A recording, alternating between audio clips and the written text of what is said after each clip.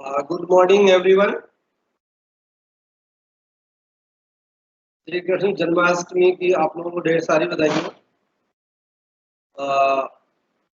आज जो है हमारे बीच में पूर्व शिक्षा निदेशक बेसिक श्री डीवी शर्मा जी, जिनका कि बहुत लंबा जो है कार्य अनुभव है शिक्षा विभाग में।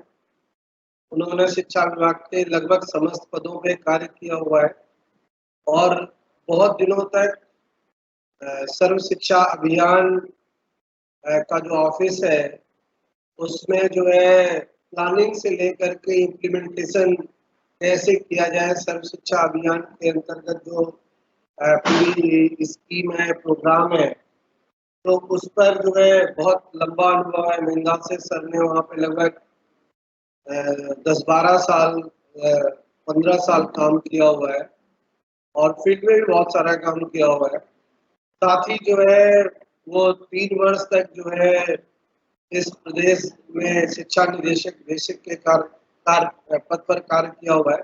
सर का बहुत बृहद अनुभव है, तो वो आज आप लोगों को जो है किस तरह से कार्यालय चलते हैं, कौन कौन से अभिलेखों की दम पे चलते हैं, किस तरह से कार्यालय की प्रणाली को सुचारू रूप से चलाया जाए जिससे कि जो लोग कार्य कर रहे हैं और जो उसके बाद काम करने आएंगे या जो हमारे स्टेक होल्डर्स हैं उनमें से किसी को कोई समस्या ना हो, तो इन सारे इशूज पे सर बातचीत करेंगे। तो मैं सर का स्वागत करता हूँ। हमारे जो इंडक्शन ट्रेनिंग जो 21 जुलाई से चालू हुई थी, उसमें सर आपका स्वागत है। अब मैं आप लोगों को जो है बहुत समय न लेते हुए मैं सर से अनुरोध करूंगा कि वो आप लोगों से बातचीत करें और किस तरह से कार्यालय प्रक्रियाओं को जो है अच्छे से चलाया जा सकता है उस पर आप लोगों को जो है ओरिएंट करने का कष्ट करें। श्री डीवी शर्मा सर, भूतपूर्व शिक्षा निदेशक।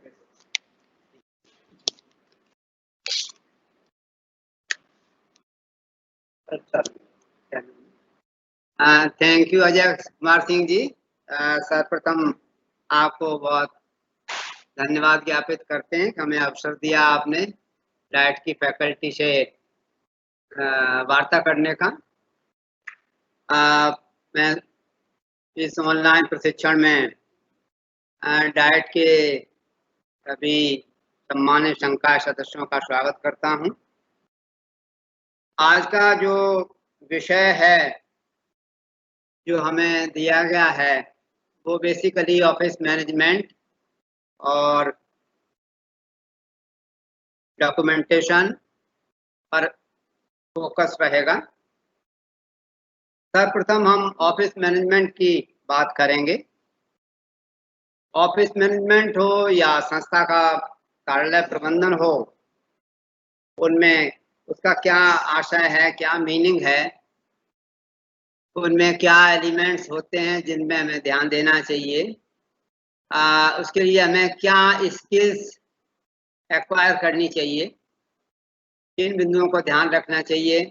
आप अपनी भूमिका तक ही सीमित ना रहें कि हम अभी इस पद पर हैं और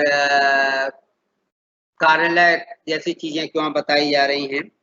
कुछ चीजें ऐसी हैं जो कि बेसिक हैं, जो चाहे संस्था हो चाहे कार्यालय हो, किसी भी संगठन में वो मूलभूत सिद्धांत वही रहते हैं।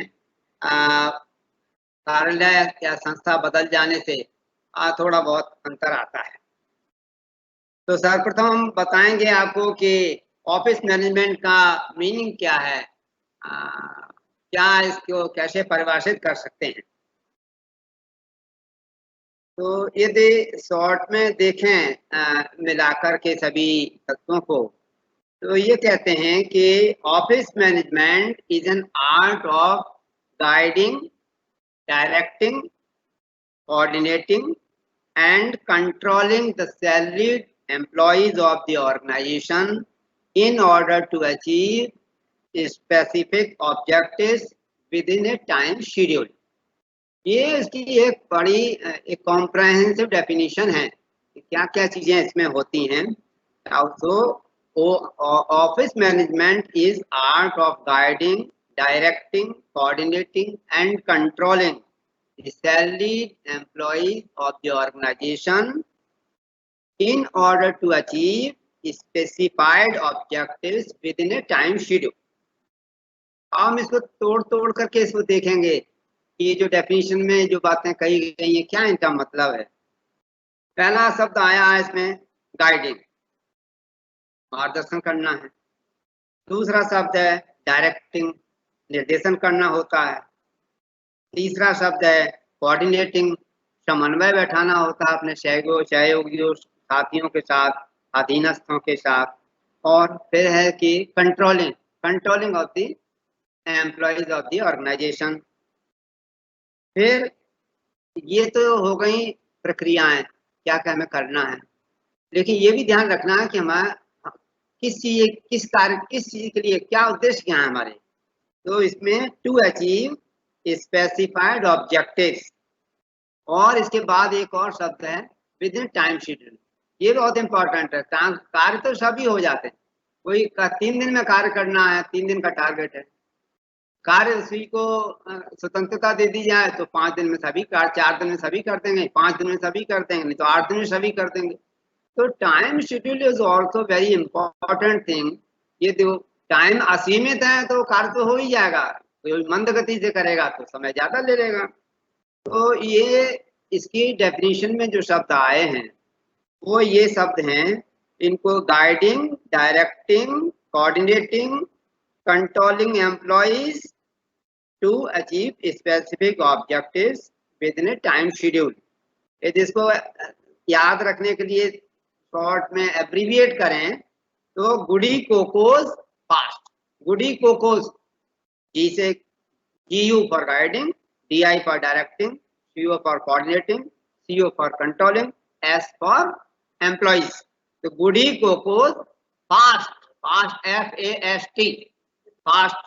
फास्ट का मतलब for achieving specified objectives, T का मतलब within a time schedule. तो goody cocos fast, that is the meaning of the office management.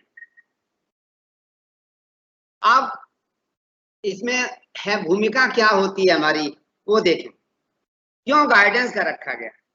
Guidance का इसलिए रखा गया कि हम आपको एक लीडर मान के चल रहे हैं, जो आपको ट्रेनिंग, आपको प्रशिक्षण दे रहे हैं। हम आपकी भूमिका तक सीमित नहीं है, ये आपको मदद करेगा विभिन्न पदों पर जब रहेंगे, जहां भी रहेंगे, कहाँ कहाँ तरक्की करेंगे अभी कौन जानता है। तो गाइडेंस, क्योंकि हम आपको ये मान के चल रहे हैं कि आप जहां पर हैं वहां पर एक आप प्रमुख भूमिका में हैं। गाइडेंस क्यों चाहिए नीचे देने के लिए? क्योंकि आप वहां के सीनियर पर्सन हैं, आपका एक्सपोजर ज्यादा है, चीजें आपको बताई गई हैं, आपके सबऑर्डिनेट्स को नहीं पता है क्या करना है, कैसे करना है, उनके लिए वो सब चीजें नई हैं। तो आपके साथी और जो अधीनस्थ होंगे वो समस्या से जानते नहीं है, विषय से जानते नहीं है, आपका उसमें एक्सपोजर है। अब उनके सामने ये प्रश्न आएगा कि हम ये कैसे करें। सर सबसे पहले किसी भी नए कार्य के लिए आता, हम इसको कैसे करें, मुझे तो पता नहीं भूमिका उसकी। तो आपको ये माना जाता है कि आपको फर्स्ट हैंड इंफॉर्मेशन मिली है, चाहे वो निर्देशों के माध्यम से मिली हो, चाहे किसी डायरेक्शन के माध्यम से मिली हो। तो आपको ये माना जाता है कि आपका एक्सपोजर अधिक है और आप उन सभी का मार्गदर्शन करेंगे, आप स्वाभाविक रूप से उनके पथ प्रदर्शक होते हैं। डायरेक्टिंग, डायरेक्टिंग में देखिए कोई भी कार्य हो, चाहे मिशन हो, चाहे आंदोलन हो, वो तभी संचालित हो सकता है सफलतापूर्वक जब उसका नेतृत्व किया जाए। कार्य को हमें सुनियोजित करना होगा, समयबद्ध रूप में क्रियान्वित करना है, तो आपको इसकी एक रणनीति बनानी होगी। जो कार्य है आपके सामने, एक जो टास्क है which has to be completed within a time schedule, आपको उसके लिए अपने साथियों में वर्क डिस्ट्रीब्यूशन का पहला पार्ट, वर्क डिस्ट्रीब्यूशन का कार्य आवंटन करें। भूमिकाएं तय करें, किसको क्या करना है, क्या कैसे कैसे करना है, कब कब करना है। पहला कार्य विभाजन, एक रणनीति बनाएं जिसमें कार्य विभाजन को, टास्क को फर्दर स्प्लिट करें। कोई कार्य एकदम अपने इकाई में ही पूरा नहीं हो जाएगा, उस कार्य को कई पार्ट में विभाजित करना होगा और जो अविभाज्य हैं उन पार्ट को आप जो है किसी किसी को सौंपेंगे, समय सीमा तय करेंगे, भूमिका दायित्वों का निर्धारण करेंगे और आप अपने साथियों का, अधीनस्थों का आप नेतृत्व करेंगे, उनको डायरेक्ट करेंगे, जिससे कि आपके जो वांछित उद्देश्य हैं उनके लिए कार्य पूरा हो सके। तीसरी बात कोऑर्डिनेटिंग की बता रहे थे जो हम आपको, क्या आपका स्टाफ है, अब आपने कार्य तो बांट दिए, कार्य की जो अविभाज्य इकाइयां हैं वो बांट दी आपने। वो सबसे सिंपल तरीका लें, मान लीजिए कोई रिपोर्ट ही बनानी है तो रिपोर्ट के कई होंगे, कोई अंग रिपोर्ट की स्क्रिप्ट बनाएगा, कोई इसको टाइप करेगा, कोई इसको पढ़ेगा, मिलान करेगा, प्रूफ रीडिंग करेगा, कोई इसको फोटोकॉपी कराएगा, कोई इसको डिस्पैच करेगा। तो आपने ये विभिन्न अंग तय कर दिए उसके। अब वो जो कार्य आपने आवंटित किए विभिन्न एम्प्लॉयज के साथ, वो अपने आप में तो उनका कोई अस्तित्व नहीं है, वो तो एक कार्य की एक इकाई है, उस इकाई का अपने में कोई महत्व नहीं। तो जब विभिन्न इकाइयां मिलेंगी, उनकी विभिन्न इकाइयों के कार्य जब मिलेंगे, मिलाए जाएंगे, तब वो एक पूर्ण कार्य का स्वरूप लेंगे, आकार ग्रहण करेंगे। जैसे अब मोती है, मोती को आप चमका पॉलिश कर लीजिए, सफाई साफ करके उसको सजा लीजिए, मोती रखे हैं, मोती का अपने में क्या अस्तित्व, बस मोती है। तो जब तक उन सभी मोतियों को एक माला के रूप में पिरोएंगे नहीं, उसका पेंडेंट बनाएंगे, उसमें जो सजावट करनी होगी सो करेंगे और एक माला का स्वरूप ग्रहण करेगा, तो वो एक पूर्ण कार्य हो गया। तो आपने जो अपने अधीनस्थों को कार्य आवंटित किए हैं उनमें इंटरलिंकिंग हो, उनके साथ समन्वय बैठाना होगा ना, किसी को देखना होगा रिपोर्ट लिखी जा रही है, ठीक भाषा में लिखी जा रही है, इसकी स्पेलिंग ठीक है, टाइप हुआ टाइम से चल रहा है कि टाइप पे चल रहा है, या रिपोर्ट बनकर के तैयार रखी हुई है लेकिन जो है टाइप धीमा है, टाइप में नहीं हो रहा है और टाइम जो है ओवरशूट कर जाएंगे। तो विभिन्न इकाइयों के मध्य कोऑर्डिनेशन रखना होगा, इंटरलिंकिंग रखनी होगी। वो आपका, आप वहाँ के लीडर हैं, आपका ये काम है कि कोऑर्डिनेशन रखें अपने सभी साथियों के कार्यों में, जिससे कि वो एक पूर्ण स्वरूप ले सके। फिर है कंट्रोलिंग। कंट्रोलिंग एक as officer, as office manager, controlling एक इंपॉर्टेंट फंक्शन है किसी भी ऑर्गेनाइजेशन का। आपने कार्य दे दिए, हो रहे हैं कि नहीं हो रहे हैं, उस गुणवत्ता के हो रहे हैं कि नहीं, उस समय से हो रहे हैं कि नहीं, ऐसा तो नहीं टाइम शेड्यूल ओवर शूट कर जाए, तो आपको उसको कार्य को कंट्रोल करना पड़ेगा, आपको मॉनिटरिंग करनी पड़ेगी कि जो है आपने कार्य जो बांटे थे विभिन्न साथियों के मध्य वो ठीक सुचारू रूप से चल रहे हैं। ऐसा नहीं हो कि जब लास्ट में जब देखें तो अरे हम किसी दिशा में जाना चाह रहे थे तो किसी दिशा में चले गए, ये नहीं हमारा मतलब था, ये आशय नहीं था। तो ये कार्य के बाद आप ये करेंगे तो आप निश्चित रूप से पिछड़ जाएंगे। तो बीच बीच में आपको उसकी मॉनिटरिंग करनी होगी, अनुश्रवण करना होगा और कार्य का असेसमेंट करना होगा कि हम जो चाह रहे थे वैसे ही कार्य हो रहा है, उसी प्रकार से हो रहा है, ठीक दिशा में जा रहा है, तो आपको मॉनिटरिंग करनी होगी। मॉनिटरिंग करेंगे तब आपको उसमें कई तरह की चीजें मिलेंगी। कुछ लोग जैसे आपने कहा वैसे ही कार्य कर रहे होंगे, अपनी सही दिशा में चल रहे होंगे, अपनी सही स्पीड से चल रहे होंगे। कुछ लोग ऐसे होंगे जो कार्य तो कर रहे हैं लेकिन उनकी स्पीड कम है, उस एफिशिएंसी से नहीं हो पा रहा है और वो जो है दूसरे के किसी कार्य को बाधित करेगा कि अभी तो साहब उन्होंने ये दिया ही नहीं तो हम इसको कैसे पूरा कर लें। तो कुछ लोग ऐसे होंगे जिन्होंने स्टार्ट ही नहीं किया होगा। जब आप मॉनिटरिंग पहली करेंगे, हो सकता है कुछ लोगों ने कार्य स्टार्ट ही ना किया हो, तो आपको उनको पुलअप करना पड़ेगा। तो आप इसमें ये रणनीति रखें जिनका कार्य बहुत अच्छे से चल रहा है, जैसा आपने निर्देश दिया था, जैसा आप चाहते थे, उनकी प्रशंसा करें। जो कार्य कर रहे हैं लेकिन धीमा है, कार्य वो ठीक प्रकार से कर रहे हैं, धीमा है, उनका मोटिवेशन करें, उनको मोटिवेट करें, थोड़ा सा वो और डिवोशन दें। और जो कार्य नहीं कर रहे हैं या लापरवाही कर रहे हैं, लापरवाही भी होती है कभी कभी या शिथिलता होती है, जो भी है, तो आप उनको वार्न करें। यहाँ आपका ऑफिसर वाला स्वरूप दिखना चाहिए, वो जो है आपको, आप उनको वार्न करिए, मौखिक रूप से वार्न करिए, फिर भी आपको दिखता है नहीं सुन रहे हैं, तो आप उनको फॉर्मली आप उनके खिलाफ एक्शन लें, उसमें कतई चूक ना करें। कोई यहाँ दया भाव की बात नहीं है, एक ऑर्गेनाइजेशन है कि उसके लीडर को कोई ऑब्जेक्टिव मिला है, that has to be achieved by all who are working with the leader, तो आप उनके खिलाफ कार्रवाइयां करें, एक्शन लें उनके खिलाफ, उसमें कोई संकोच करने की बात नहीं है। जो नॉन परफॉर्मर पाए जाएं उनको you take them for task. ये तो आपके वो 4 शब्द हुए। अब आते हैं फिर टू अचीव स्पेसिफाइड ऑब्जेक्टिव्स। आप ऑब्जेक्टिव आपको मिले हुए हैं, डिपार्टमेंट ने दिए हैं, आपके हेड ने दिए हैं, जिसने भी दिए हैं, whoever is the controlling authority, directing authority जिसके पास है, जिसने आपको कार्य दिए हैं, क्या उद्देश्य, क्या ऑब्जेक्टिव पूरे करने हो, ध्यान में रहें। और टाइम शेड्यूल हमारा जरूर आप सभी से अनुरोध है, आप सभी को सलाह है, टाइम शेड्यूल का विशेष ध्यान रखें। ये प्राय देखा जाता है शासकीय कार्यों में हम टाइम शेड्यूल का पालन नहीं करते हैं, और चाहे 15 दिन पहले लेटर मिल जाए, गाइडलाइन 15 दिन पहले मिल जाए, और कार्य शुरू होता है उसके जब अंतिम समय आता है उसके 2-3 दिन पहले। ये बहुत बड़ी भारी चूक होती है, और हमें इसमें टाइम आगे लगता है, हम नॉन परफॉर्मर साबित होते हैं, और एम्ब्रेसिंग पोजीशंस पैदा होती है। तो आप परफेक्शन, हमारी व्यक्तिगत राय आपको ये कि आप परफेक्शन में नहीं रहिए। ये अच्छा है, बहुत अच्छी क्वालिटी का है, तो आप उसको टाइम, कोई चीज हमें टाइम से मिल जा रही है विद 95% एक्यूरेसी, और टाइम ओवरशूट हो गया, डिलेड रूप में वो मिल रही है हमें 99% एक्यूरेसी की, तो आई विल प्रेफर कि टाइमली जो चीज 95% एक्यूरेसी से मिल जा रही है उसको ग्रहण कर लें। टाइम शेड्यूल जरूर ध्यान रखा जाए।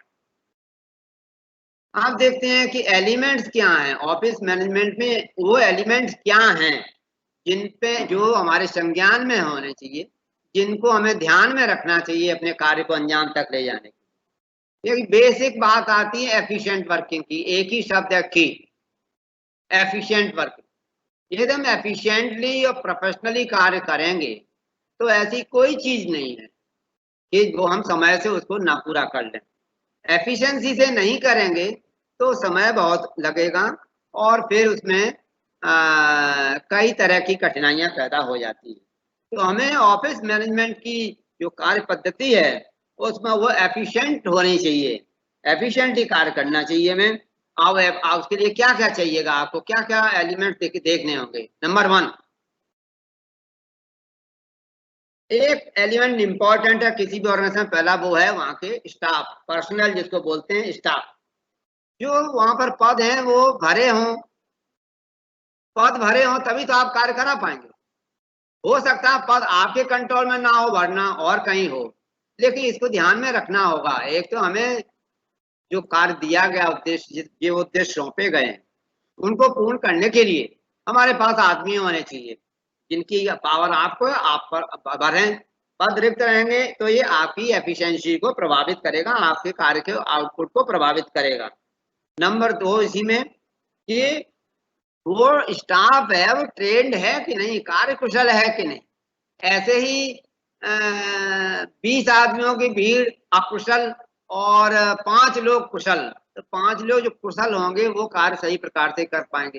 तो whether they are trained, they know the things how to do, ये आप उनकी कैपेसिटी बिल्डिंग, अपने स्टाफ की ट्रेनिंग, कैपेसिटी बिल्डिंग जरूर करें। इसमें कुछ व्यय नहीं आता है, आप अपने हमेशा मान के रखिए कोई व्यय इसमें नहीं, बहुत कम व्यय आता है। आप देखें किसी भी विभाग का बजट वगैरह, 1% कैपेसिटी बिल्डिंग में टोटल बजट का 1%, 2% से ज्यादा व्यय नहीं आता। तो वी कैन नॉट से कि कहाँ से कराएं, कैसे कराएं। ट्रेनिंग यदि आप कराना चाहते हैं स्टाफ की तो आप करा सकते हैं आराम से, जो भी फंड्स हैं आप बहुत लंबी ट्रेनिंग नहीं कराएं, कम समय की करा लें, पूरे स्टाफ की नहीं करानी होगी, जिनको जरूरत है उनकी करा लें। तो आप जो है अपने स्टाफ की कैपेसिटी बिल्डिंग जरूर करें। उनकी कैपेसिटी बिल्डिंग हो जाएगी तो ये आपके लिए बहुत बड़ी मदद मिलेगी। नेक्स्ट इसमें पॉइंट पर्सनल में ही वर्क आवंटन क्लियर होना चाहिए। किस आदमी को क्या करना, क्या ड्यूटी है उसकी, जिसके लिए वो नहीं करता है then he will be hold accountable. आप कार्य आवंटन स्पष्ट रूप से करें, कौन किसी के लिए कुशल है, किस कार्य के लिए, उनकी क्षमता उनकी कुशलता के आधार पर अपने ऑफिस के अपनी संस्था के कार्यों का आवंटन अपने सहयोगियों अधीनस्थों के साथ करें।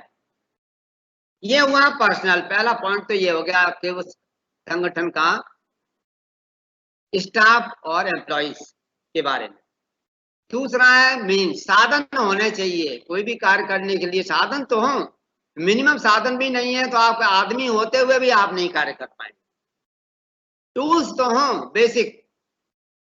मोटे तौर पर हमको क्या चाहिए होता है संस्था में और ऑफिस में, स्टेशनरी हो एडिक्वेट। ये नहीं है इधर पन्नों की जरूरत पड़ रही है, एक ही रिम है, अब कैसे कराएं, कागज नहीं है, कागज मंगाएंगे, अब आज नहीं है, वो अकाउंटेंट नहीं है, कागज मंगाएंगे बाद में। तो स्टेशनरी जो है, कंप्यूटर है, आप उस पर क्या नाम है, इंटरनेट है, टाइपिंग की फैसिलिटी, फोटोकॉपी की फैसिलिटी, मीन्स जरूर होने चाहिए। यदि मीन्स नहीं है तो आप कैसे कार्य कर पाएंगे, आप हमेशा नॉन परफॉर्मर बने रहेंगे। तो ensure that all necessary means are available in your organisation, in your institute. जरूर ये ऑफिसर का कार्य है। और जहां नहीं है, आपके पास बिल्कुल जीरो है, कुछ नहीं है, तो आप रिक्वेस्ट करिए आपकी जो भी कंट्रोलिंग अथॉरिटी है, जो भी आपके एचओडी है, जो भी एचओडी हैं आपके, पहले अपने बॉस से कहिए, फिर उसमें वहां भी बात नहीं पूरी हो पाती है तो आप अपने एचओडी से रिक्वेस्ट करिए। कुछ न कुछ उपाय अवश्य किया जाता है। आपकी जेन्युइन रिक्वेस्ट को कभी मना नहीं किया जाता है। आपको जेन्युइन रिक्वेस्ट जरूर करनी चाहिए। ये अपने आप एक भले कार्य के लिए कर रहे हैं, अपने व्यक्तिगत लाभ के लिए नहीं कर रहे हैं, संस्था की भलाई के लिए कर रहे हैं। तो आपको जिन मीन्स की जरूरत हो तो उसके लिए आप बजट मांगे, जरूर एचओडी से संपर्क करें, परस्यू करें, रिक्वेस्ट करें, जरूर आपकी मांग को माना जाता है। आपका जब उद्देश्य कोई देख लेता है तो फिर कोई भी करता है मॉरली आपको मदद करेगा जरूर।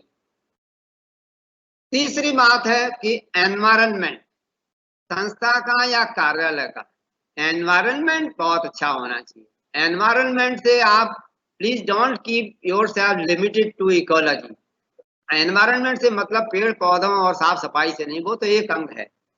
एनवायरनमेंट वर्किंग एनवायरनमेंट से मतलब है साफ सफाई और ये वातावरण तो अच्छा होना ही चाहिए। सबसे इम्पोर्टेंट उसमें ये है तो वहां पर जो लोग कार्य करते हैं उनमें आपस में व्यवहार, आपस में संबंध, आपके साथ संबंध कैसे हैं वो अच्छे होने चाहिए। एनवायरनमेंट कहते हैं कंड्यूसिव एनवायरनमेंट नहीं होगा तो आपके कार्य करने वालों की एफिशिएंसी निश्चित रूप से प्रभावित होगी। तो आपका ये काम बनता है कि आप जो है you should ensure conducive, I am using the word again, conducive, CONDUCIVE, conducive, अनुकूल वातावरण आपके संस्था में हो, सभी के बीच में अच्छा माहौल हो तो अच्छे परिणाम प्राप्त होते हैं, स्टाफ की कार्यकुशलता बढ़ती है। चौथा है पर्पज। कह रहे थे स्पेसिफाइड ऑब्जेक्टिव। पर्पज आप तक ही सीमित न रहिए। हम कई अधिकारियों को देखा है वो कार्य तो बता देते हैं अपने साथियों को, अधीनस्थों को, लेकिन मूल उद्देश्य नहीं बताते। यार इसमें ये गोपनीयता मत रखिए। आप शेयर करेंगे सभी से तभी वो पूरा समझेंगे कि क्या मतलब है साहब के कहने का मतलब क्या है, क्या चाहते हैं। आप किसी को कहते हैं फूल ले, उसको बताया नहीं है, फूल ले आइए, फूल लेने चला गया। एक से कहा आप जाइए आम की लकड़ी ले आइए, तीसरे से कह दिया जाइए थोड़ी कुछ मिठाई ले आइए। वो अपना इंडिविजुअल काम छोटा छोटा का समझ करके ठीक है ले आएंगे। उन्हें क्या पता कि आप कोई यज्ञ करने वाले। ये उनको पता तो हो कि आप यज्ञ करने वाले हो और फिर उनको कार्य दे दीजिए तो वो समझेंगे कि भाई इसकी फूलों की इसलिए आवश्यकता पड़ेगी, उसी समय लकड़ियों की आवश्यकता पड़ेगी, उसी समय मिष्ठान की आवश्यकता पड़ेगी, नहीं तो अपने अपने समय से लाएंगे। तो the purpose should be clear to all those who are working with you. सभी को एक जानकारी कॉमन रहनी चाहिए सभी के पास। कॉमन जानकारी होने का लाभ ये होता है कि सभी एक वेवलेंथ पे आ जाते हैं, और जब एक वेवलेंथ पे पूरी टीम होती है तो कोई ऐसी स्थिति नहीं है जो आपको कार्य करने से रोक सके, और कार्य कुशलतापूर्वक संपन्न होता है। तो आप पर्पस को सभी को शेयर करिए। कोई there should be no confusion कि पर्पस क्या है, ये कहने का, ये कार्य कराने का पर्पस क्या, वो सबको क्लियर होना। अब हम बात करेंगे कि आपके पास ये चीजें तो हो गई आपको जानकारी देनी। अब बात हम आपसे करेंगे कि आप स्किल्स, कौन कौन सी स्किल्स हमें एक्वायर करनी चाहिए। स्किल्स क्या होनी चाहिए ऑफिस को अच्छी तरह से मैनेज करने के लिए हमारे पास, what are those skills which we should acquire to handle the organisation work or the institutional work or the office management. इसमें स्किल्स हैं, उन पर ध्यान दीजिएगा। आज आप देख रहे होंगे बहुत पहले से परिवर्तन आ गया, आपको नहीं पता होगा, हमें पता है। 20-30 साल पहले जो संस्कृति होती थी, आज की संस्कृति में अंतर है। अब हर ऑर्गेनाइजेशन, हर इंस्टीट्यूट कहता है professionally, we should work professionally. Professional working होनी चाहिए और वैसी तरह की कल्चर वहां डेवलप होनी चाहिए। व्यक्तिगत गुण एक सीमा तक प्रभावित करते हैं लोगों, अंत में कहा यही जाता है, बहुत अच्छे आदमी, काम कौन करेगा उनका। तो वी शुड वर्क प्रोफेशनली। अच्छे हैं ठीक, अच्छे हैं अच्छे ठीक, अच्छा व्यवहार रखिए, सभी से अच्छा रखिए, लेकिन अच्छे व्यवहार से काम नहीं चलेगा। कार्य तो हमें करना होगा ना, सभी से मधुर संबंध होंगे, सभी से फ्रेंडशिप होगी, और कार्य की उनसे उनको छूट देते रहेंगे तो अल्टीमेटली कार्य कौन करेगा। तो इसमें आप जो है स्किल्स में पहली स्किल हमारी ये होनी चाहिए, जो भी लीडर है, कि हमें अपनी क्षमता बढ़ाने के लिए हमेशा तत्पर होना चाहिए। यदि हमें कोई चीज नहीं आती है तो हम अपनी स्किल्स को अपग्रेड करें। You should always be eager and ready to upgrade your skills. Office management के लिए क्या स्किल्स होनी चाहिए, किसी स्किल की हमें कमी है, अभी आगे बताएंगे क्या क्या स्किल होनी चाहिए। जिन स्किल्स की कमी हो उन स्किल्स को अपग्रेड करने की, ऐसा कहीं नहीं होता है जीरो स्किल होती है, हमेशा हर स्किल हर व्यक्ति के अंदर मौजूद होती है। बात इसकी डेवलपमेंट की है, डेवलपमेंट का अवसर मिला है नहीं मिला है, कैपेसिटी बिल्डिंग हुई है या नहीं हुई।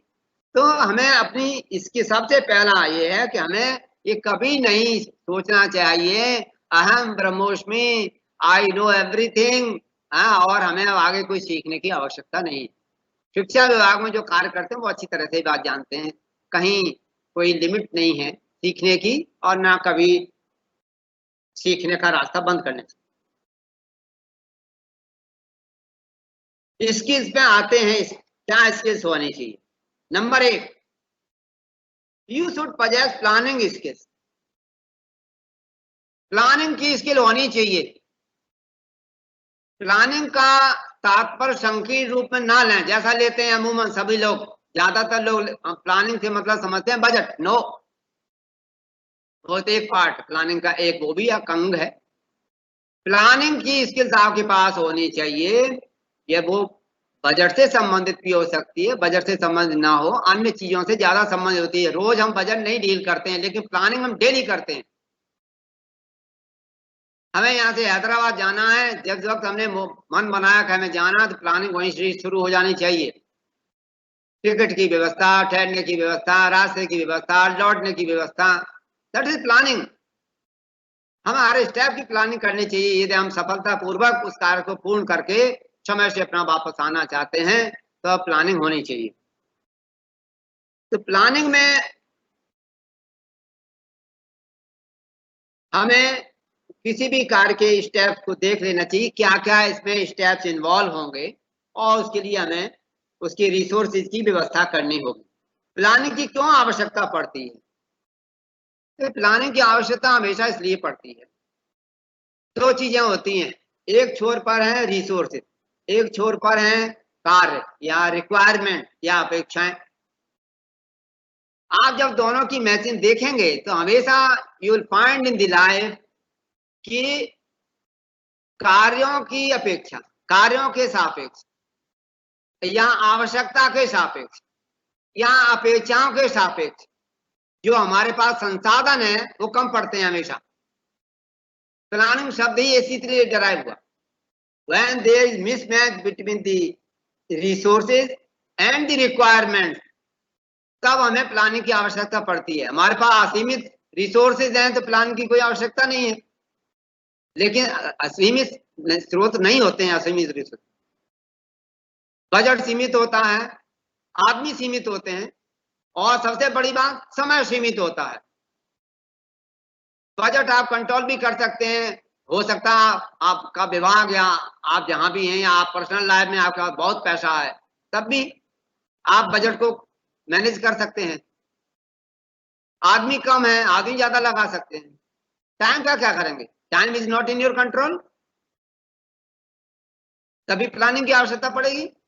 प्लानिंग नहीं करेंगे तो you can not reach timely in your office, even you can not reach your institute timely, you can not reach back your home timely. हमें पता है 6 बजे तक हमें ऑफिस पे रहना है, हम घर पे इस तरह से कार्य रखते हैं 6 बजे के बाद पहुंचेंगे हम, तो हमें 6 बजे के पास अपना कार्य खत्म करना होगा, जल्दी जल्दी करना होगा, हड़बड़बाजी में करना होगा, तब जो भी कुछ हो। इसलिए टाइम तो आपकी कंट्रोल में नहीं है, तो आपको प्लानिंग करनी पड़ेगी। प्लानिंग करिए हर कार्य की।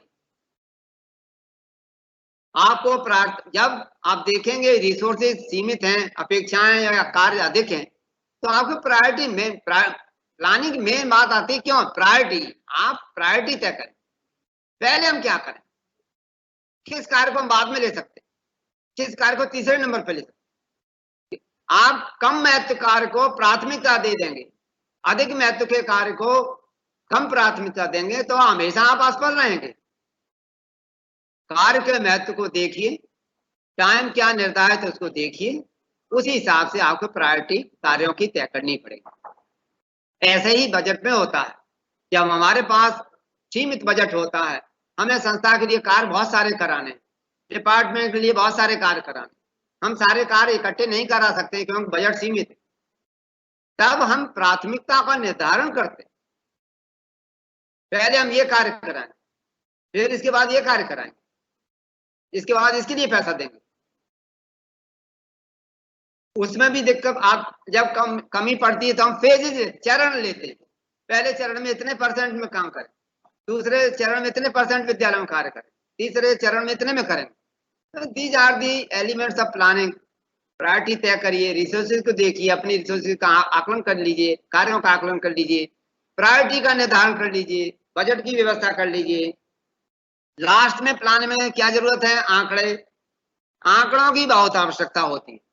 कुछ लोगों को आंकड़ों से बहुत ज्यादा रुचि नहीं होती, कुछ होते हैं कुछ लोग, वो किसी कमी के कारण नहीं होते हैं, हर एक का अपना अपना इंटरेस्ट, एप्टीट्यूड होता है। लेकिन कुछ हमें बेसिक आंकड़ों का ज्ञान सभी को होना ही चाहिए। इस समय सौभाग्य से बेसिक शिक्षा के अंतर्गत आंकड़ों के बहुत अच्छे स्रोत उत्पन्न हो गए, बहुत अच्छे स्रोत। हमने इतना कार्यकाल अपना बिताया विभाग में, उतने बढ़िया आंकड़े तब नहीं कर पाए थे, लेकिन इस समय आंकड़े जो हमारे पास हैं, बहुत अच्छे स्रोत हमारे पास उपलब्ध हैं। We should use all those sources of data. जो मेन सोर्सेज हैं, स्टैंडर्ड सोर्सेज, वो number 1 UDISE, unified district information system of education, basic शिक्षा अधिकारी के यहाँ मेंटेन होता है। हर साल हर विद्यालय का आंकड़ा उसमें लेते हैं। वो इंफ्रास्ट्रक्चर भी है, टीचर्स भी हैं, बच्चे भी हैं, एज वाइज हैं, सब प्रकार से वो हमारे पास यूडाइस का डेटा है। उससे हम कितना एनरोलमेंट है, क्या टीचर पीपल रेशियो है, क्या रिटेंशन रेट है, क्या ड्रॉप आउट रेट है, क्या ट्रांजिशन रेट है, बॉयज गर्ल्स में कोई डिफरेंस है नामांकन में कि नहीं है, वो सारे हमें उससे इंडिकेटर्स मिल जाते हैं। दूसरा डेटा है मानव संपदा का। मानव संपदा पोर्टल है। मानव संपदा पोर्टल पर समस्त शिक्षकों का समस्त सेवा विवरण, समस्त, आई अगेन रिपीट, जो पहले नहीं था, यूडाइस तो तब भी था पहले। मानव संपदा पोर्टल पिछले 1 साल से बन रहा है और वो नियरिंग कंप्लीशन, 89-90% पूरा हो चुका है। उसमें हर शिक्षक के बारे में पूरा उसका विवरण मिलेगा, कब क्या क्वालिफिकेशन है, कहाँ है, कब से कार्य कर रहा है, कहाँ कहाँ कब कब रहा है, उसकी कितनी सेवा हो गई है, कैसा है, कितनी ट्रेनिंग ली है, सारा मिल जाएगा मानव संपदा पोर्टल में। तीसरा है प्रेरणा पोर्टल। प्रेरणा पोर्टल में बेसिकली समग्र शिक्षा अभियान से संबंधित योजनाओं का डेटा है। कस्तूरबा गांधी बालिका विद्यालय, स्कूलों का supervision, school management committee, inspections,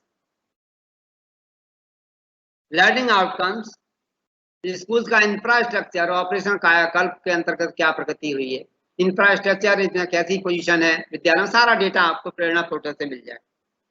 चौथा है एमडीएम का IVRS सिस्टम। प्रतिदिन वहां छात्राओं की हाजिरी क्या, कितने बच्चों ने खाना खाया लिया जाता, कितने बच्चे यहाँ का नामांकन है, कितने बच्चों ने आज खाना खाया, डेली ये इंफॉर्मेशन ली जाती है। कंप्यूटर सिस्टम है IVRS, interactive word record system. उसमें ये पता चलता है कितने बच्चों ने आज खाना अवेल किया है। Indirectly that is the attendance of the student. आपको से वो आप कोई भी रिसर्च करें इस समय आपके पास इतना डेटा है कि आपको इधर उधर परेशान होने की आवश्यकता ही नहीं पड़ती। फिर लास्ट में जो डेटा इनमें नहीं, ऑनलाइन नहीं हो पाया है, तो कुछ डेटा वो मैनुअली हमेशा एकत्रित करते हैं। बेसिक शिक्षा अधिकारी थ्रू खंड शिक्षा मैनुअली डेटा एकत्रित किया जाता है। वो मैनुअल डेटा BSA ऑफिस में रहता है, वो है। तो इसमें आपके पास डेटा है तो आप बेसिस, और हमारे आपसे सभी से अपील है, कम से कम जिन लोगों को रुचि हो वो कम से कम कि वो एक बार इस डेटा को देखिए। यदि आप शिक्षा विभाग में, बेसिक शिक्षा विभाग में या शिक्षा विभाग में रहेंगे ही, यहाँ तक है, यही उम्मीद है। हो सकता है तरक्की आपकी कहीं हो बहुत अच्छा, अब भी आपको मदद मिलेगी। आप उस डेटा को एक बार देखिए। Unless we see that data, we cannot understand the magnitude, the dimensions of the department. क्या योजनाएं चल रही हैं, कौन कौन सी योजना चल रही है, क्या उसका प्रगति है, क्या उसकी पोजीशन है, क्या उससे सुधार हो रहा है कि नहीं हो रहा है। So to understand all the dimensions and the programs of the department, please do have a look at that data. आपको आपके पास अवेलेबल नहीं है, आप बेसिक शिक्षा अधिकारी ऑफिस में जाकर के उनसे उसका देखने का सिस्टम मांग करके आप उस डेटा को देख सकते हैं। वो कोई गोपनीय डेटा नहीं, विभाग के लिए डेटा है।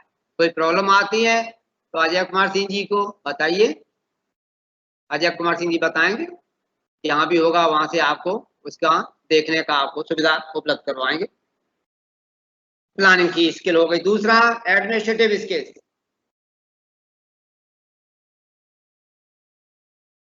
एडमिनिस्ट्रेटिव स्किल के में मेनली आपका ऑफिसर का स्वरूप आता है।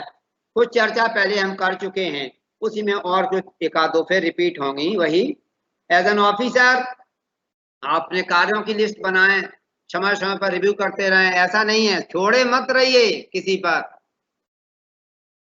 प्लीज काम छोड़े मत। भले ही किसी को सौंप दीजिए, लेकिन कार्यों को गिने रहिए, अपनी डायरी में जरूर लिखे रहिए। आपके पास स्टाफ की वैकेंसी तो नहीं है, उनकी ट्रेनिंग हुई है कि नहीं, वर्क डिस्टेंस हुआ है कि नहीं हुआ। फिर एक इंपॉर्टेंट काम as officer, you should be punctual. You should always be punctual. It should be part of your life. It should be part of your character. Punctuality जरूर होना चाहिए ऑफिसर। आप दूसरों से किस मॉरल ग्राउंड पे कह सकते हैं आप पंक्चुअल नहीं हैं, देर से आते हैं, दिन में गायब हो जाते हैं खाना खाने के नाम पे या कहीं भी घंटे 2 घंटे के लिए, और स्टाफ 5 मिनट पहले ऑफिस छोड़ के चला जाता तो आप उससे एक्सप्लेनेशन मांगेंगे? या 5 मिनट बाद में आता है ऑफिस सुबह ऑफिस निर्धारित समय के बाद 10 मिनट बाद आता, आप उससे एक्सप्लेनेशन मांगेंगे? It will not help you, it will spoil the atmosphere. कुछ नहीं कर पाएगा। सब अपनी पेशबंदी करेंगे, कुछ वो 10 बजे ही आ जाएंगे, 6 बजे तक बैठेंगे, जी आउटपुट देंगे 5%। तो बी पंक्चुअल, बी पोलाइट। हमेशा आप जैसा उदाहरण प्रस्तुत करते हैं वही हमें मिलता है। हमेशा जो लापरवाह लोग हैं उनके खिलाफ कोई नरमी मानवता नहीं दिखानी है। तीसरी स्किल, आपको प्रॉब्लम को एनालाइज करने की स्किल होनी चाहिए। प्रॉब्लम को एनालाइज कर लेंगे तो आप उसका समाधान भी खोज लेंगे। चौथी जो इंपॉर्टेंट है आज वर्तमान परिदृश्य में, पहले नहीं हम लोग भी नहीं सीख पाए थे, वो है कंप्यूटर स्किल। आप सभी आयोग से चयनित होकर के आए हैं, ज्यादातर लोग वही सुन रहे होंगे। आप युवा हैं, सारी आप में कॉम्पिटेंसीज हैं, बस थोड़ा सा एक हॉबी क्रिएट कर लेनी है। हॉबी भी नहीं कहना चाहिए, अब तो आपके वो कार्य की आवश्यकता है। कंप्यूटर पर कुछ बेसिक नॉलेज आपको होनी चाहिए। एकदम डिपेंडेंट मत बने रहिए। ईमेल चेक करना है या ईमेल भेजना है, इसके लिए क्यों आप, why should you wait for the computer operator? आप जो है वर्ड प्रोसेसर पे काम, ईमेल करना है, छोटे मोटे प्रेजेंटेशन बनाना, आप इसमें आपको ये कुछ है ही नहीं। आप जब से स्टार्ट करेंगे तब से 3 महीने में, 2 महीने में समाप्त कर लेंगे। 1-1 घंटा भी लगाएंगे तो 2 महीने में समाप्त। आप इस स्तर पर हैं, आपकी वो योग्यता है, आपकी वो कैपेबिलिटी है, बस केवल एक वो मन बना लेने की का। 5वीं skill communication skills. Communication skills again these are very important skills. बहुत अच्छी होनी चाहिए, बहुत मजबूत होनी चाहिए। सारा खेल कम्युनिकेशन का। हम कोई बेसिक शिक्षा विभाग कोई प्रोडक्ट नहीं बनाता है, प्लास्टिक की बॉल भी नहीं बना पाता है, तो हमारा वो काम नहीं। हमारा यहाँ कार्य क्या है?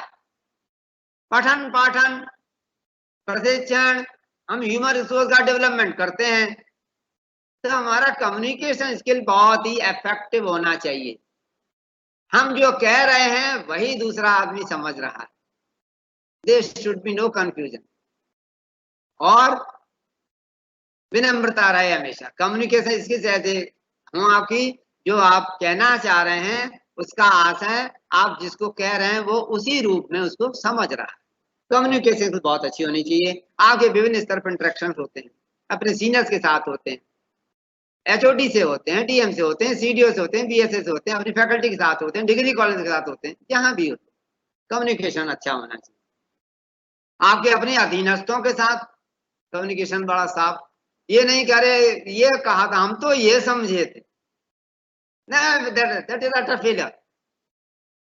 आपने अपना कह दिया और दूसरा आदमी पूछा 3 बजे, उसका क्या, हाँ साहब ये कर लिया। अरे अरे हमने तो कहा, अरे हम तो साहब ये समझे थे। वो समझे क्यों थे? काम तो वही है, भाषा तो वही है। तो ये बात नहीं कभी आनी चाहिए कि हम तो ये समझे थे। वो वही समझे जो आप कहना चाह रहे हैं। दैट इज द फंडामेंटल की। नेक्स्ट, लीडरशिप स्किल्स बहुत महत्वपूर्ण। आप दरोगा के रूप में काम नहीं लें प्लीज कभी किसी से। वैसे भी किसी ऑर्गेनाइजेशन नहीं होना चाहिए, शिक्षा में तो बिल्कुल ही नहीं, कदापि नहीं। लीडरशिप स्किल्स होनी चाहिए। आप एक टीम को लीड कर रहे हैं, अकेले नहीं कार्य कर रहे। टीम में सभी की क्षमताएं अलग अलग हैं, सभी की अपनी अपनी प्रॉब्लम्स होती हैं, पर्सनल प्रॉब्लम्स भी होती हैं, ऑफिशियल प्रॉब्लम्स भी होती हैं। आपको टीम को लेकर के चलना है। आप मुखिया हैं, लीडर हैं, आपको अधिक पेशेंस, धैर्य धारण करना होगा, अवसर देने होंगे लोगों को गाइड करना होगा। They work for you, main चीज आप ये समझ के चलिए, they are working for you, तो you have to look after their interest. आप उनके लीडर हैं। मोरल बूस्ट करें, किसी को ह्यूमिलेट ना करें, किसी को इंसल्ट ना करें। यदि वो कार्य भी नहीं करता है इंसल्ट ना करें, कार्य नहीं करता छुट्टी पाइए, ट्रांसफर करा दीजिए, हटवा दीजिए, जो भी कराना कराइए। लेकिन व्यवहार में हमारे में कभी एरोगेंस नहीं आनी चाहिए। हमारे व्यवहार में कभी भी एरोगेंस नहीं आनी चाहिए, कभी भी एग्रेसिव नहीं होना। एग्रेसिव हम तभी होते हैं जब हम में कुछ गड़बड़ी आ गई, पक्का मानिए। वो उसकी वीकनेस है, जो एग्रेसिव हो रहा है, एरोगेंस हो रहा है, वो उसकी अपनी वीकनेस है और वो वातावरण को खराब कर रहा है दूसरों से उसी रूप में बात करके। He is not helping himself, rather he is hurting himself. तो लीडरशिप दें अपनी टीम को और तो आपका कार्य जरूर सफलतापूर्वक प्राप्त हो करेंगे। इस समय कम है, जल्दी जल्दी थोड़ा करेंगे। ऑटो करेक्ट ना बने कभी, डिक्टेटर ना बने कभी। और लोगों को हमने देखा आप सही करते हुए। हमेशा डेमोक्रेटिक लीडरशिप को ही कल्टीवेट करें। टाइम टेस्टेड है, सेफ है, ग्रुप वर्क है, सामूहिक भावना से होता है, परिणाम अच्छे मिलते हैं, तब भी सामूहिक परिणाम है। खराब भी होता है कभी कभी, ऐसा भी नहीं सोचना चाहिए, कभी कभी खराब परिणाम भी मिलते हैं, सफल नहीं हो पाते हैं, तो भी ये सामूहिक फेलियर है। सामूहिक failure is easier to tolerate than the individual failure। इसलिए आप समूह भावना से कार्य करें और उसके लिए आपको डेमोक्रेटिक लीडरशिप लेकर के ही चलें। नेक्स्ट, आपकी संस्था में लोग हैं, पर्सनल प्रॉब्लम्स भी होती हैं, हमेशा उनसे फॉर्मली मत बने रहिए। फॉर्मल तो रहेंगे ही हैं, रहेंगे ही, पद ही अलग अलग हैं, लेकिन व्यक्तिगत प्रॉब्लम्स किसी की आती हैं। विदाउट थिंकिंग हम किस स्टेटस के हैं, वो आदमी किस स्टेटस का है, इसको भूल करके आप उसको मदद करिए। उसके व्यक्तिगत प्रॉब्लम है, जितनी आप मदद कर सकते हो आप जरूर करिए। करनी चाहिए, एम्पैथी होनी चाहिए, सिंपैथी नहीं है, एम्पैथी होनी चाहिए। पहले कहते हैं सिंपैथी बहुत पुरानी चीज हो, सिंपैथी तो ठीक है, सिंपैथी में एक हमदर्दी होती है। वो हमदर्दी प्राप्त करने वालों को ऐसा लगता है कि हम पर कोई दूसरा एहसान सा कर रहा है, नहीं, आप एम्पैथी होनी चाहिए। आप ऐसे सोचिए, हम इसकी जगह अपने को खड़ा करते हैं तो हम कैसा अनुभव करते, ये फीलिंग आपके अंदर है, बस आप पास। हमदर्दी तो मतलब एक आदमी को पीड़ित मान लिया हमने, विक्टिम मान लिया, नहीं। आप जब दूसरे किसी से व्यवहार कर रहे हैं, उसको हर्ट कर रहे हैं, इंजर कर रहे हैं, उसको अपमानित कर रहे हैं या कोई किसी को कर रहा है, आप you put yourself in his or her shoes and then feel what I would have felt. यदि आप में ये क्वालिटी है तो आप कभी भी अप्रिय स्थिति में नहीं फंस सकते। You should have full empathy, ये आप विकसित करनी चाहिए, में एम्पैथी होनी चाहिए। लास्ट एंड मोस्ट इंपॉर्टेंट, इसको जानबूझ करके हमने लास्ट में रखा था, it is very important skill for office leader, office manager, time management skill. हम जैसा बता रहे थे पहले, आप सारे रिसोर्सेज पर आपका कंट्रोल है थोड़ा बहुत, यू कैन मैनेज। बजट कम है, उधार में चला लेंगे, कहीं से एडवांस लेके चला लेंगे। व्यक्तिगत कार्यों में जैसे हम लोग करते हैं, पैसे की कमी है, कहीं से उधार ले लेंगे, रिश्तेदार से ले लेंगे, दोस्तों से ले लेंगे, काम चला लेंगे। आदमी नहीं है, किसी रिक्वेस्ट कर लेंगे, आ जाएंगे, भैया करा दीजिए, आपका जब कोई काम होगा तो हम करवा देंगे, हम 4 आदमी लगा देंगे, वो सब मैनेज हो जाता है। It is the time which nobody has to spare. Time management को सीखिए, और टाइम मैनेजमेंट नहीं सीखा तो आप बहुत अच्छे योग्यतावान कुशल होते हुए भी आप निश्चित रूप से पिछड़ते रहेंगे। टाइम की प्रतिपूर्ति नहीं है, और सभी चीज की है प्रतिपूर्ति। उधार लिया, उसका धीरे धीरे रिपे कर देंगे। ह्यूमन रिसोर्सेज की मदद लिए, जब उसकी आवश्यकता पड़ेगी तो अपना ह्यूमन रिसोर्सेज लगा देंगे। लेकिन टाइम तो बीत गया तो गया, वो तो चक्र है, that moves only forward, backward नहीं चलता है वो कभी भी। जो क्षण बीत गया, जो हमने समय व्यक्त कर दिया, वो that is only for record, it is not available for the work. Time को सबसे अधिक महत्व दीजिए। मनी तो कुछ है ही नहीं टाइम के कंपेयर। टाइम है आपके पास, आप सब कर लें। आप कभी कैलकुलेशन करके देखिएगा, हमने कैलकुलेशन की थी। कभी हम एक किसी बड़ी ट्रेनिंग में थे, हमें भी बताया गया था, चौंक, हम भी चौंक गए थे। 8-7 साल का जीवन एवरेज मानिए सरकारी रूप में भी। सोने के लिए मिनिमम 8 घंटा, ज्यादा ही लोग सोते हैं, हमने मिनिमम रखे, माना मिनिमम 8 घंटा। ऑफिस या संस्था का कार्य 8.5 घंटे का निर्धारित है, हमें रखना ही होगा। डेली रूटीन बहुत कम रखा हमने, जिसमें तैयार होना, सुबह नहाना धोना, अखबार पढ़ना, सब कुछ करना 2 घंटे सुबह शाम से लेकर। 3 बार का भोजन नाश्ता आधा घंटा ही रखा, 1.5 घंटा, इससे जल्दी में नहीं हो सकता। आप घर परिवार में हैं, शादीशुदा हैं, बच्चे हैं, शादी आपकी नहीं हुई होगी, अब होने वाली होगी, अब हो जाएगी। घर के कार्य भी होते हैं, सामान लाना, ये लाना, वो लाना, 50 तरह के कार्य होते हैं। कहीं जिनके बच्चे हैं, बच्चों को छोड़ने जाते होंगे स्कूल, एक बार छोड़ने जाते होंगे, मिसेज उनको लेने जाती होंगी, जैसे भी अरेंज किया हो। तो डोमेस्टिक वर्क भी है, 2 घंटे आप मान के चलिए 24 घंटे में। फिर आपका सन्यासी वैरागी तो नहीं है, आपके दोस्त भी हैं, सोशल सर्कल होती है, कुछ न कुछ तो होती ही है। दोस्त हैं, रिश्तेदार हैं, नातेदार हैं, परिवार है, उनसे बात करते हैं, बच्चों से, सबसे। टीवी देखते हैं, थोड़ा देखते ही हैं, कुछ न कुछ। 1 घंटा केवल मान लीजिए, 24 घंटे में केवल 1 घंटा इसके लिए हमने रखा, बातचीत करने के लिए, सोशल एक्टिविटीज के लिए। 24 घंटे का बंटवारा ये किया है, थोड़ा बहुत फर्क होगा किसी किसी की लाइफ। आप इस हिसाब से देखें तो हम 60 साल के जीवन में 20 साल से लगातार सोते हैं। 20 years we have been sleeping continuously। 11 वर्ष लगातार हम स्टडी करते रहते हैं, 11 वर्ष तक 24 घंटे का मान के, या 24 घंटे जैसे करते हैं, 11 वर्ष, और 11 वर्ष ही हम ऑफिस में देते हैं। 2.5 साल ऑफिस आने जाने में निकल जाता, पूरा 2.5 साल।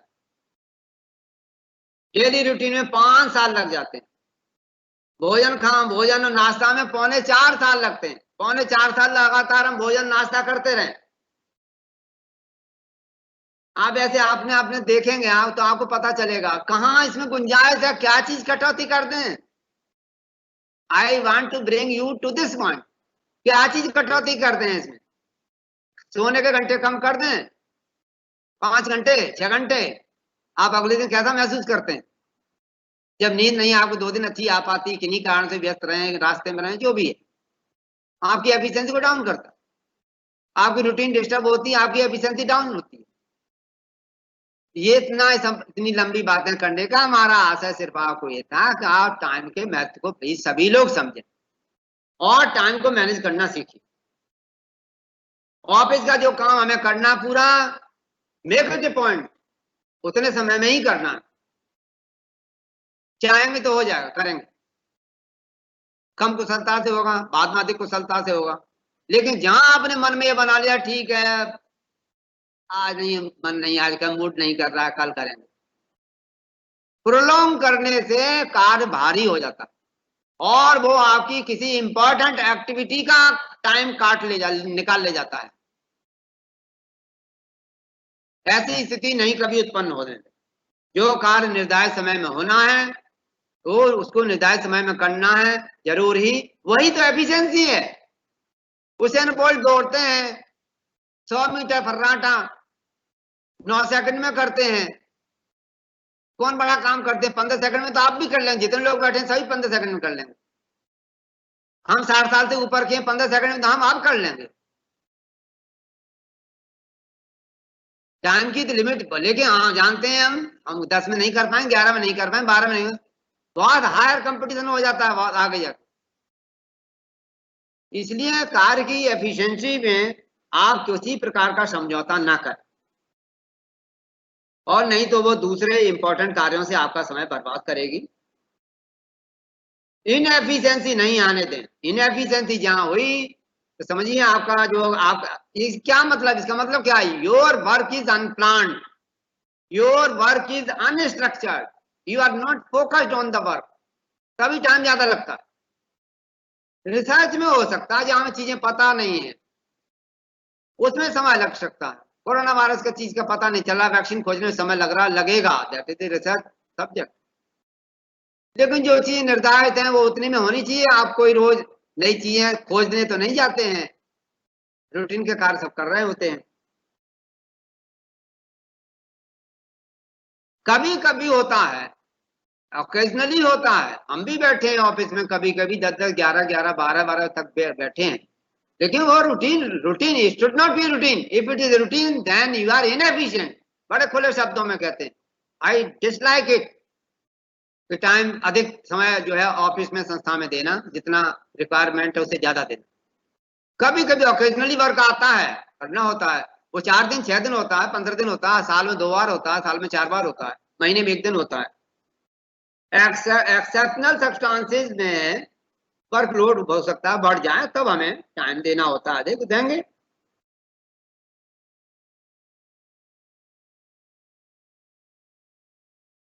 So please be careful about time management. Don't neglect it, otherwise you will develop the habit of prolonging the work. Delay करेंगे और that is certainly indication of inefficiency. Unstructured work, unplanned work, वो वर्तमान में कतई स्वीकार्य नहीं है, आपके लिए भी, डिपार्टमेंट के लिए भी, किसी के लिए। लास्ट में थोड़ा कुछ शब्द आपसे डॉक्यूमेंटेशन के बारे में कहेंगे। डॉक्यूमेंटेशन करना चाहिए हमें, जो भी हम प्रोसेसेस करते हैं, जो भी मीटिंग होती हैं, डिस्कशन होते हैं, ट्रेनिंग होती है, डॉक्यूमेंटेशन करते हैं। आप लोग पढ़ पढ़ आपने कंपटीशन दिया, क्या करते थे आप? नोट्स बनाते थे। बुक्स क्या हैं? डॉक्यूमेंटेशन है, उसी से पढ़ करके, नहीं तो आप वो खोज खोज करके लाते थे तो कई जन्म लग जाते पढ़ने में। Book is documentation. उससे फर्दर आप नोट्स बनाते हैं अपने एग्जाम की तैयारी के लिए, डॉक्यूमेंटेशन, वो आपको हेल्प करता है। फिर से वो 1200 पेज की किताब नहीं खोलनी पड़ेगी, आपने नोट्स बनाए हुए हैं 150 पेज के, रिवीजन कर लेंगे। डॉक्यूमेंटेशन करिए सभी डिस्कशंस का, सभी बैठकों का, मीटिंग्स में जो भी निर्णय होते हैं, तो आपको फिर से पूरा नहीं खोजना पड़ेगा। डॉक्यूमेंटेशन करने से ये भी आराम होता है। रिपोर्ट जब आपकी बन जाती संस्थान की, तो जो नए लोग आ रहे हैं वो इंडिविजुअली सभी से पूछ पूछ करके सीखेंगे। कोई समय दे रहा है, कोई नहीं समय दे रहा है, जूनियर हैं, सीनियर हैं। सीनियर आ रहे हैं, आज नहीं, आज टाइम नहीं है, हम बिजी हैं, कल बताएंगे। अरे अभी नहीं है, शाम को बताएं। अच्छा किसी दिन छुट्टी के दिन बताएं। ये संस्थान की रिपोर्ट है, ऑफिस की एक रिपोर्ट बनी हुई है, रिपोर्ट है, दैट इज द डॉक्यूमेंटेशन। पढ़ लेंगे 60-70% क्लियर हो जाती है चीजें, 40% ही बची, 30% ही बची, 20% ही बची, उनको पूछ पूछ करके सीख लेंगे। तो एक रिपोर्ट होनी चाहिए, हर चीज की एक रिपोर्ट बनती है, तो डॉक्यूमेंटेशन रहता है, सभी के लिए सुगमता रहती है। नए जो सीखने वाले आते हैं उनको it is a substitute for the training. अच्छा डॉक्यूमेंट है तो वो उसको पढ़ करके सीख सकते हैं आने वाले, और वो जल्दी अपना आउटपुट देने के लिए तैयार हो जाते हैं। नहीं, उनको महीने लग जाते हैं सीखने में, कौन क्या करता है, क्या क्या काम है, कैसे कैसे होता है, कहाँ कहाँ जाना होता है, कैसे, सब पूछते पूछते उनको महीनों इसी में लग जाएंगे। तो ट्रेनिंग का टाइम बचता है, ट्रेनिंग की कॉस्ट बचती है डॉक्यूमेंटेशन से। फिर सबसे इंपॉर्टेंट, सरकारी कार्यालयों में बहुत मुकदमे होते हैं, आरटीआई है, आरटीआई में सूचना मांगी जाती है, कई डिस्प्यूट्स होते हैं। तो आपके पास एक डॉक्यूमेंटेशन है पहले से, तो आप उस एकदम पारदर्शी प्रक्रिया को प्रदर्शित कर देता, नोबडी रेजेस एनी डाउट। ये देख लीजिए साहब, ये निर्णय पहले ये डिस्कशन हुआ था, ये तय हुआ था, ये निर्णय हुआ था, आरटीआई में लगा दिया, कोर्ट के मुकदमों में लगा दिया। डॉक्यूमेंटेशन है आपके पास, तो आपको कोई कहते हैं फैब्रिकेट करना, एविडेंसेस को फैब्रिकेट नहीं करना पड़ेगा, आपके पास सारी चीजें हैं, सारी पारदर्शी व्यवस्था है। याद मेमोरी पे मत डिपेंड रहिए, कभी कतई नहीं। मेमोरी एक किसी इंडिविजुअल की होती है, वो वहां है तब तक है, वो नहीं है तब, तो आप उसका डॉक्यूमेंट के रूप में उसको लाइए हमेशा। Training programme, discussion, teaching process, children's assessment, classroom observation, जब भी आप इसमें प्रतिभाग करें प्लीज डॉक्यूमेंट इट। बहुत बहुत धन्यवाद, हम समय आपका ज्यादा ले गए हैं। बहुत बहुत धन्यवाद, आप सभी ने धैर्य से सुना, इसके लिए आप सभी को आभार प्रकट करते हैं। अजय कुमार सिंह जी के प्रति हम विशेष आभारी हैं, हमें अवसर दिया उन्होंने हमें आपसे बात करने का। Again thank you very much, आप सभी को बहुत बहुत हार्दिक शुभकामनाएं। Thank you.